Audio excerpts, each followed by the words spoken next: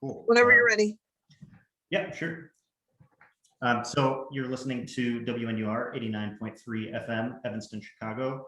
This is Street Beat. We're dedicated to playing underrepresented electronic and hip hop music. And this show specifically is Thursdays at 10 p.m. You'll hear RTX Sessions. We're a music collective and online label. My name is Matt Shipley. I'm a DJ and contributing artist with RTX Sessions. I've been playing on Street Beat since undergrad. Now I'm a community DJ. I'm very, very excited today to be here with DJ Heather. We're going to be doing a quick 30-minute interview. Then we will switch over to a pre-recorded mix that DJ Heather made for us. And just to kind of give a background and a plug, the reason that we're doing this is this weekend in Chicago, you can hear DJ Heather play. And if you've never heard her play, would definitely recommend going to see her at ARC Music Festival. That's this Labor Day weekend. That will be happening this Saturday, September 4th and Sunday, September 5th. You can hear DJ Heather spinning on Sunday at the expansion stage from 4 p.m. to 5:30 p.m. And for more information on ARC Music Festival, you can go to arcmusicfestival.com. That's arcmusicfestival.com. You'll see the lineup, ticket information, schedule, as well as after party information as well. So definitely recommend checking that out if you're in Chicago and you're at all into house and techno music. So just want to give a quick introduction of DJ Heather before we jump into things. DJ Heather is a Brooklyn-born DJ based in Chicago now. She began as more of a hip hop and down-tempo DJ, eventually transitioned into more of the house side. She was a hip hop buyer at Gramophone here in Chicago, which is one of the most famous house record shops in the world, I think. And then here in Chicago, she's a regular and resident at Smart Bar, which is of course our favorite club at RTX Sessions here. Has also played at Le Nocturne, Soundbar, Spy Bar, Berlin, as well as probably anywhere else you can think of that spins house in Chicago. She's also toured all around the US, Detroit, New York, San Diego, LA. Also outside the US has played elsewhere in North America, Central and South America, and Europe. And just a quick little tidbit, this is actually our second time meeting. We met very briefly at Le Nocturne.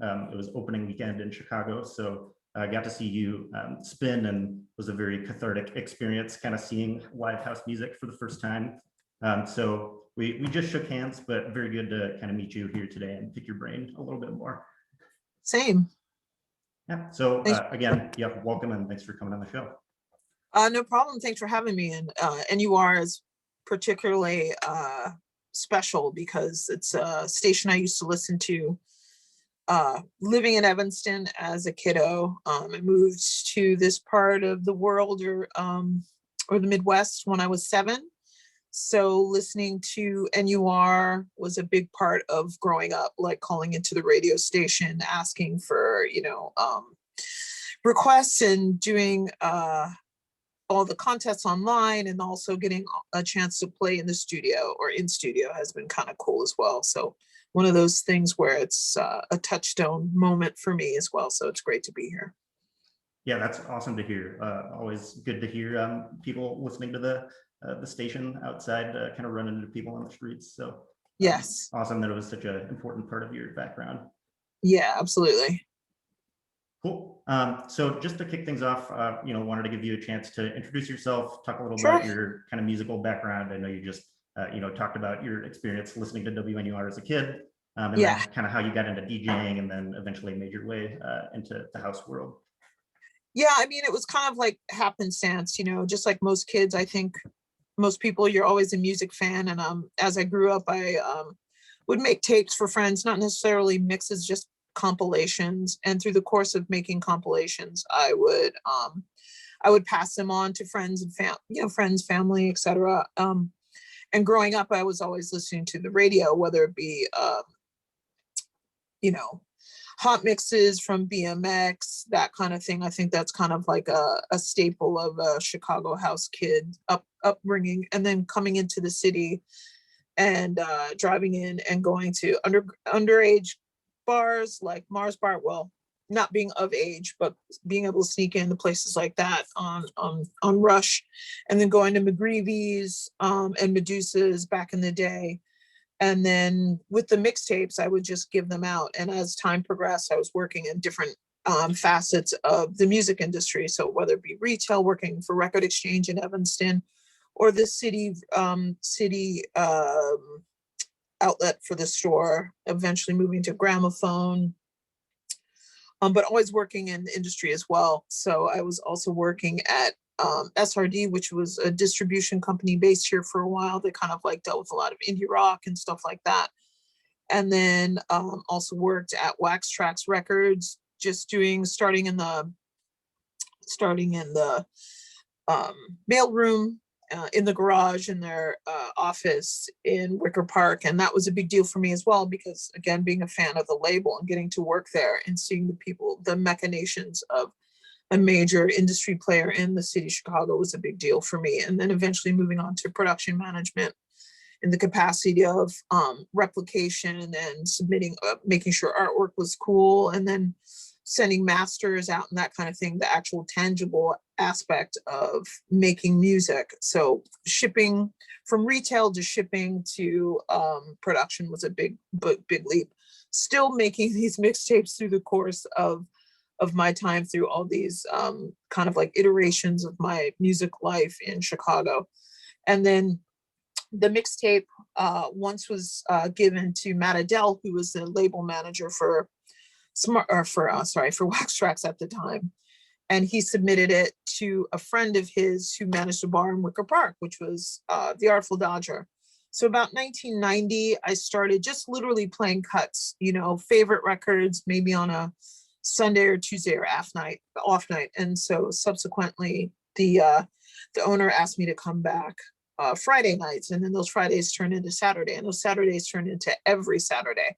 But I was still working in labels, still going to clubs now, going to raves, underground events in the city. So loft parties and underground spaces with like Lego, Diz, Mark Farina, Derek Carter, Gemini, Miles Mieta, stuff like that really was a part of like how I was kind of ensconced in the dance music scene here. And I kind of felt like I was running parallel to that world. So not necessarily known as a DJ in that circle, but just definitely a fan, and kind of like something you develop. It's something in the water here in terms of like dance music being kind of second nature.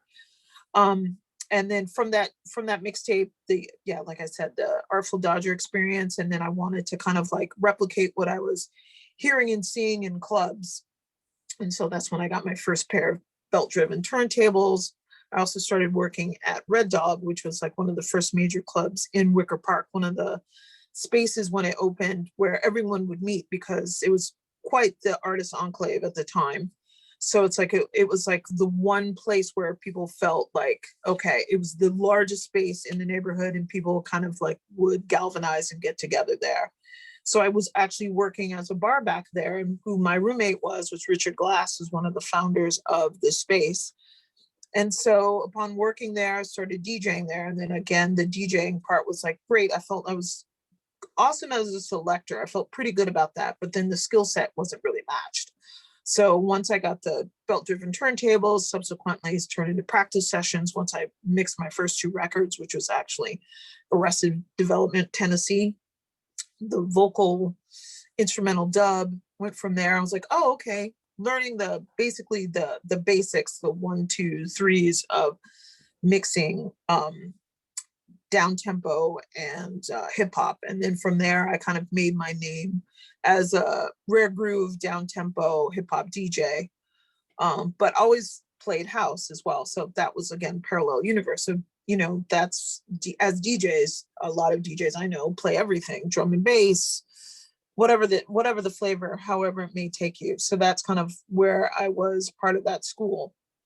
And then subsequently being known as a hip hop DJ in addition to playing house, it was kind of like cool. I could kind of put those two, skill sets together. And then bookings were kind of coming about very nicely. And then by mid 90s, I'd say my first time out of town was playing in Detroit at Alvin's. And then Alvin's opened up a whole other world of expanding an audience of being a DJ that happened to be female playing hip hop. And so I would able to, play with Evil D from Black Moon. And then sometimes I would do showcases here with like Nas and Wu-Tang, and like it was, and Busta Rhymes. It was crazy. So, but still in my little bubble of just DJing. And then I think hopefully over time my reputation was good enough where people felt confident enough to book me. And so, you know, you just try to get better as time progresses, and slowly but surely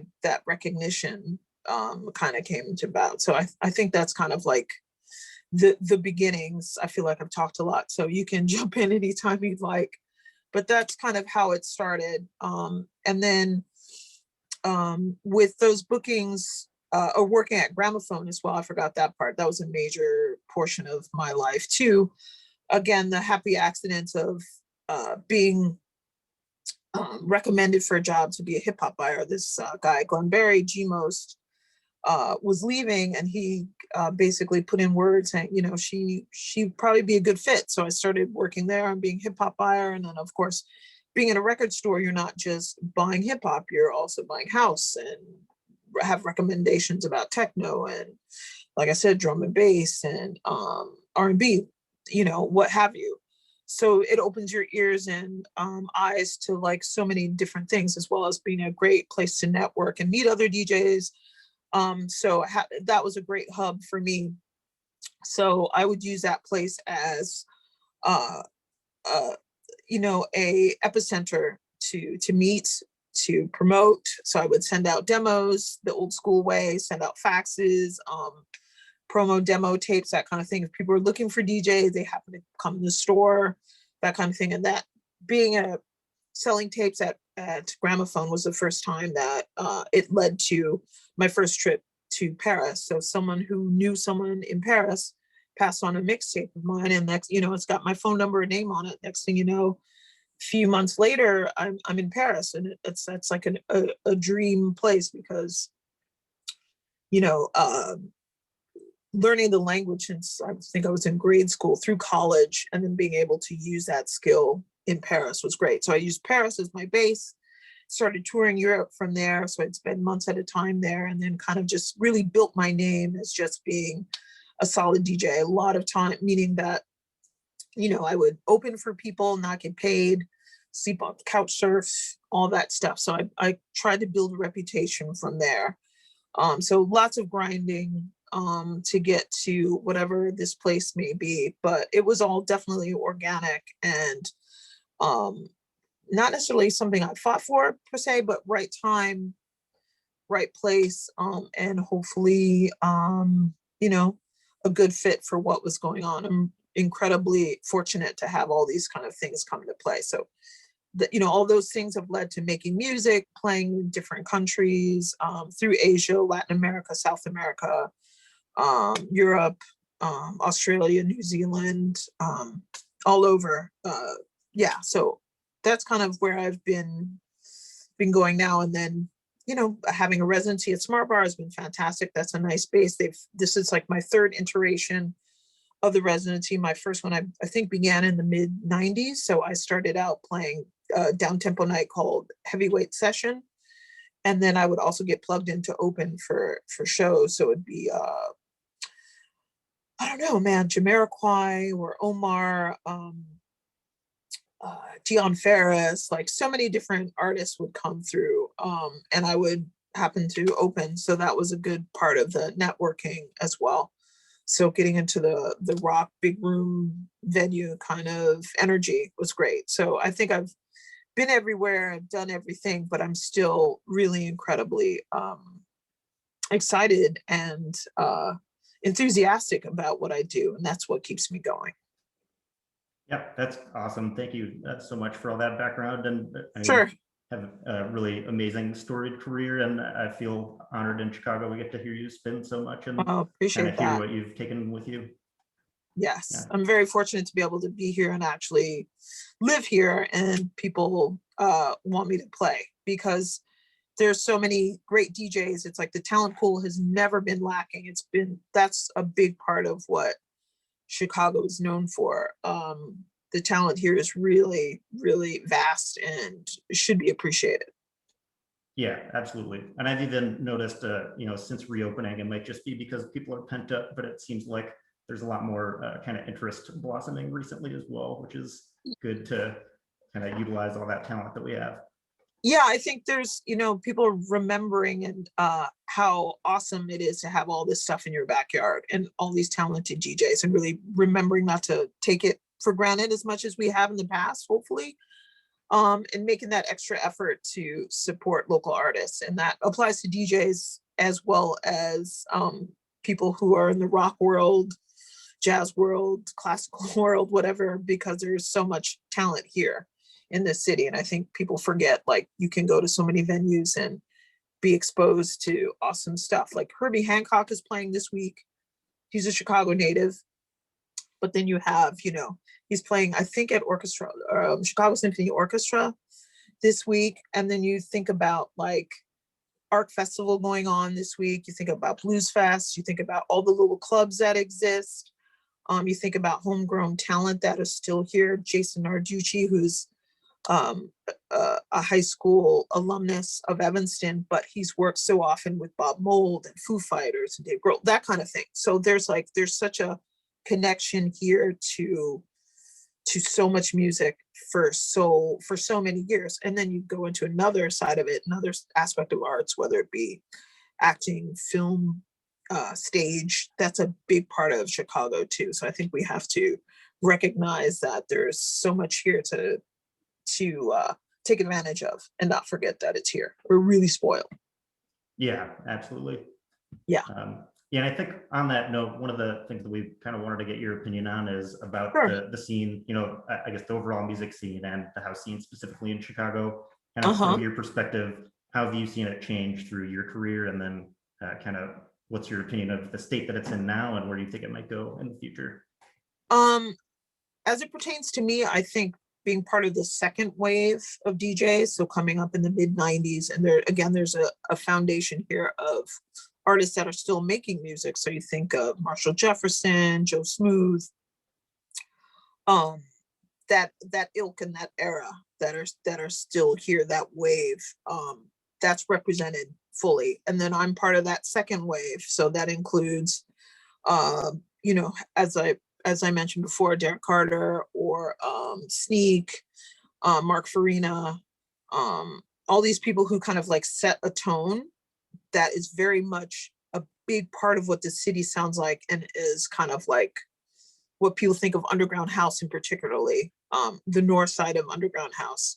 That's what you feel is like a big part of that wave, that is still what people have that standard held to. And then there's the third wave that's coming, which is or not even coming, it's here. And it's kind of mixing in with the names I mentioned. So they definitely tip their hat to the generation that has been here before, but they're on a new wave in terms of how they promote themselves, what they feel is a heritage to the city, but at the same time wanting that space to do their own thing. And so they've created it by not really being in the same boxes that we may associate house being in. So it's like, it's really, the enthusiasm is there. They know the history of the city as well, but it's just like another energy level, which I think is propelling the scene forward. And we cannot be too caught up in ourselves, whether it be first, second, third wave, to not realize like we're all part of this same pool, active DJs, new DJs. Again, it's that talent pool that is really, really significant. So I think where it's going is definitely in a positive direction. It's just that I think we could also talk a little bit more amongst each other, but I think it's indicative of how we act, or how the city is, where it's by definition segregated, and that's a reflection of the scene, is a reflection of the city. So you see that segregation and how people interact. Like, we know certain DJs from certain part of the city, whatever, but we really don't overlap. And I think that's hopefully what this new wave of DJs will try to bring everyone together. So I think that's the next part of what I think is the future of house in Chicago. Thank you. Yeah, appreciate the Yeah, perspective on that. Just want to do a time check. Do you need to jump off in a few, or can you go a little bit longer? I can go. You can, I got this. Cool. Sounds Cool. good. So kind of want to transition a little bit more to your process of DJing and searching for music, and specifically kind of preparing for Art Festival this weekend. So I Mm-hmm. just have a few questions there. One, kind of circling back to your time as the hip hop buyer and working at Gramophone. We're kind of Sure. curious, your musical history as being, that hip hop down tempo rare groove DJ and experience in hip hop. We're wondering how you kind of pull those musical elements with you to being a house DJ, and maybe how that influences your process of kind of searching for new music that you want to play out. Yeah, I mean, I think it's like being in that space and being a woman in particular, because I really don't talk about the aspect of being a female DJ, but as it pertained to, because I've always felt like I should be thought of as a DJ first, DJ who happens to be female. But in those spaces, particularly hip hop, I knew that um, any slight mistake would be amplified. So that made me, because it was such a masculine space, so I had to kind of be better, prove to be better, not have any excuses for doubt. So because I was representing myself, and then I wanted to just kind of set a tone for just DJs in general, because I wanted to let everyone know I deserved to be there. I wasn't just being put on because I was a girl, and being that novelty, because I never pushed my gender as being like, oh, I'm a female DJ, this is why I should be put on. It was more like, you should be putting me on because I'm solid and I can do that thing and rock a crowd. And as it pertains to picking music, I think it was the same thing. It's like you pick stuff that is true to you, but in a hip hop setting, sometimes at that time it was like you have to rock a club. You had a certain amount of hours to do your thing. So you could open, play the new stuff that you weren't sure about, test it, and then maybe if you got a good reaction in the early part of the evening, maybe kind of sandwich it in like a set that that would kind of would work in a certain setting. This is your core cuts, and then you interject a personal fave, and sometimes you got the response that you would hopefully like because it was dope and how you presented it was great. And then those things that you took a chance on become classics, or things that you might break literally, new pieces of music that a promo pool would lace you up with, and then you're like, cool, I'm going to play it because it's really dope, not because anyone told me to, but because you feel that you can present it in the best honest way. And I think that's part of DJing, where people trust you to be a tastemaker.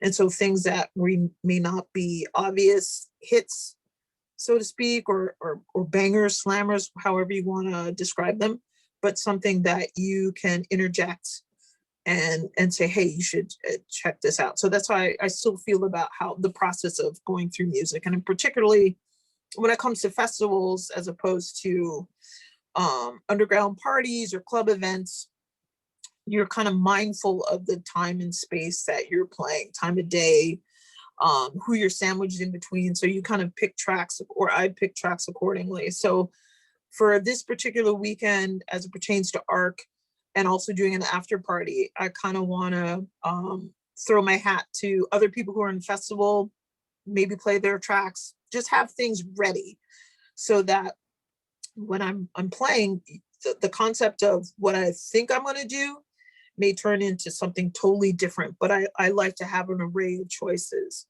because I don't necessarily prepare my sets verbatim, because that's never been my style, but you kind of have things that may work, things you want to try out, and also things that, like I said, tip a hat to people who may be attending or be part of the festival, because for me personally, I like to kind of like make it inclusive in that way. The same thing that I kind of do when I do live streams as well.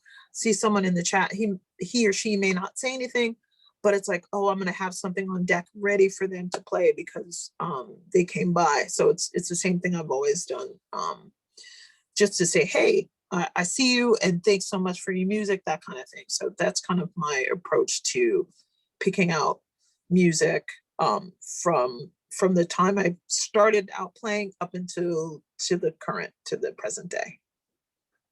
Awesome. Thank you so much.